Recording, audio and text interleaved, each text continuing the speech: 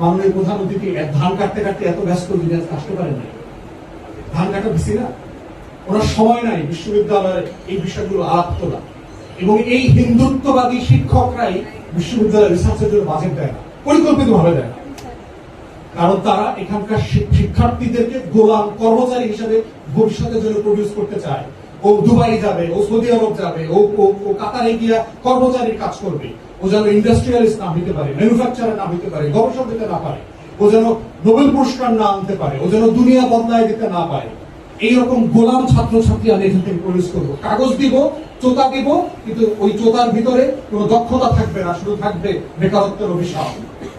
পরিকল্পিত ভাবে আমাদের শিক্ষা ব্যবস্থাকে ধ্বংস করে দিচ্ছে এই হিন্দুত্ববাদী শিক্ষকরা, যার আপাত মস্তক চরিত্র হচ্ছে এক একটা হেমন্ত এবং সুরেন্দ্র অধিকারী, যাদের ইতিহাসের সাথে কোনো কানেকশন নাই, যারা আসলে ইতিহাসের এই লড়াইটা বোঝে না যে বিশ্ববিদ্যালয়টা আসলে কিসের লড়াই।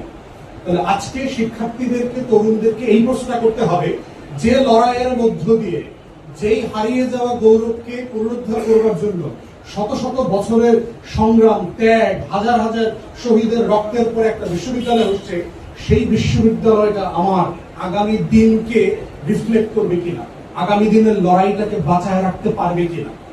এবং জুলাইয়ে কিন্তু প্রমাণ হয়েছে ঢাকা বিশ্ববিদ্যালয়ের আন্দোলনের শ্রেষ্ঠত্ব চলে গেছে।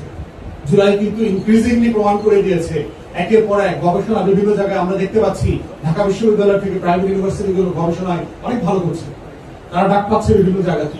বিভিন্ন অলিম্পিয়াড গুলোতে দেখবেন ঢাকা বিশ্ববিদ্যালয়ের বাইরের টিম ভালো করছে। বিসিএস এর দখল চলে যাচ্ছে ঢাকা বিশ্ববিদ্যালয় থেকে।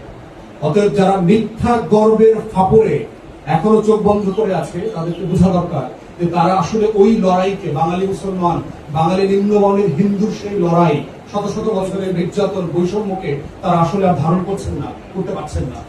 এবং সেটাই হচ্ছে আজকের প্রশ্ন। ইতিহাস জানা যেমন জরুরি, ইতিহাসে পড়ে থাকাটা আবার তেমনই ভুল। ইতিহাসের ভিতরে লকডাউন হয়ে থাকা যাবে, তাহলে সেটা চেতনা হয়ে যাবে। তাহলে আজকের লড়াইটা হচ্ছে এই বিশ্ববিদ্যালয়টা কিভাবে প্রাসঙ্গিক করা যায় আগামী দিনের রাষ্ট্র বিনির্মাণে, জাতি বিনির্মাণে।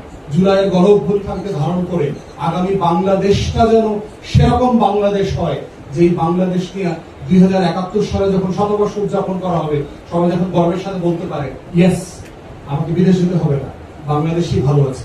সবাইকে ধন্যবাদ। সালাম আলাইকুম।